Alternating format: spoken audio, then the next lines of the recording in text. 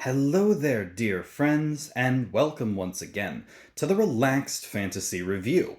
Today, we're going to be looking at a subclass of the Ranger, straight out of Xanathar's Guide to Everything, the Monster Slayer. These guys are experts in hunting down creatures and ending them.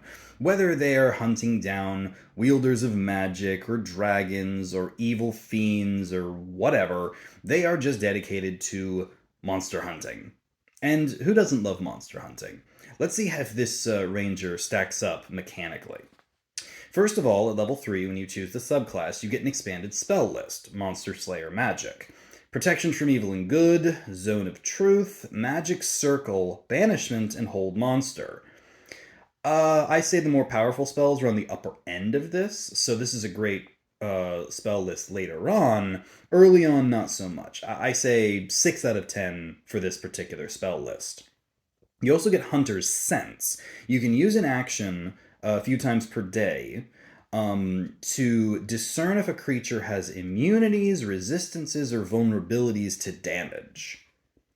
This is either helpful or useless, depending on your game. In my games of D&D, players can read the monster manual all they want. I don't necessarily name every monster they fight, but in general, the idea that a creature would have damage, immunities, or resistances, or vulnerabilities, or whatever is said somehow. If they're resistant to damage and they try to hit them with that damage, I'll tell them, you notice that the monster seems less harmed by this. Or more harmed if it's a vulnerability, although vulnerabilities are pretty rare in this game.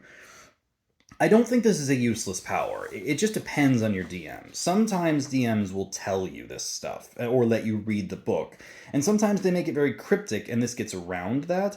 I say it's a 7 out of 10 power. Situational at best. Then, also at 3rd level, you have Slayer'S Prey. As a bonus action, you designate a creature, and the first time you hit that creature with a weapon attack, it takes an extra d6 damage. So this is Hunter's Mark. Except 2 differences. One, it doesn't take a spell slot, so that's nice, or require any sort of concentration. But it only works on the first attack. Hunter's Mark will work on multiple attacks. So it depends. It also stacks with Hunter's Mark if you want to use 2 turns with the bonus actions and you're fighting a boss. It could come in handy. Personally, though, I think Hunter's Mark is just a better choice. This is nice if you're out of spell slots or you want to double up on a super powerful enemy. I say 7 out of 10 again. It's not that great, it comes in handy in specific situations. Then at level 7, you get Supernatural Defense. Whenever you have chosen the target of your Slayer's Prey, and they force you to make a saving throw. So if you use Slayer's Prey on like a spellcaster or a big enemy that has abilities that require saving throws, whatever, you can add a d6 to the roll. You can also do it on ability checks to escape grapples from that same target. This makes Slayer's Prey a little better because it gives you extra resilience to that creature. So this is when Slayer's Prey would be better than Hunter's Mark, is once you hit 7th level. And as far as the actual power Supernatural Defense is concerned, not bad. Adding to saving throws is good stuff. I say 9 out of 10 for that.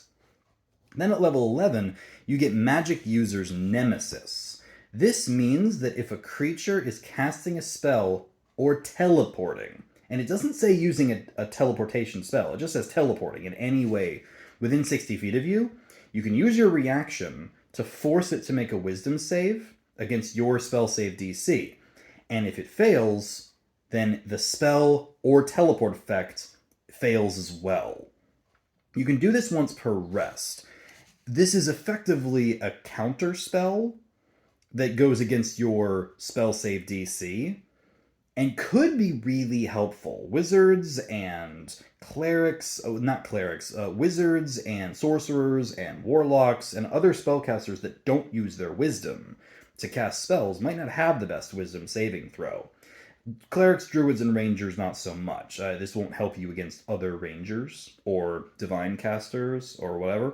But this is good. This is actually really handy and a well-placed counterspell effects can save the day. I say this is a 9 out of 10 power. It sucks you can only use it once per rest, but it is once per short rest, so you can recharge it if necessary.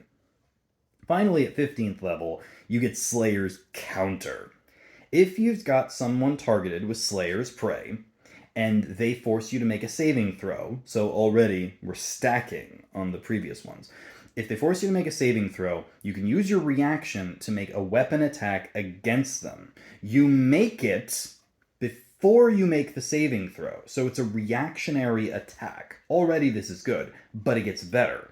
If the attack hits, regardless of how much damage you do, you automatically succeed on your save.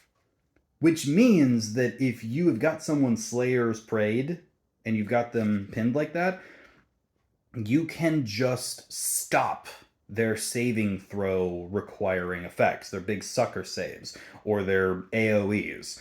If you attack them and you hit them in the midst of their spell or whatever, you just automatically succeed on your saving throw. That's stupid powerful. Because saving throws, especially at high levels, are super deadly. And this just nullifies them. So if you're playing a high-level Monster Slayer, that's 10 out of 10 right there. That power is fantastic. It's a shame that it takes the Monster Slayer so long to reach this power. I say Monster Slayer is an 8 out of 10 overall. Low levels, it's not that great. It gets better with time. So if you're playing a long-term campaign or a high-level one-shot or something like that, this is well worth considering.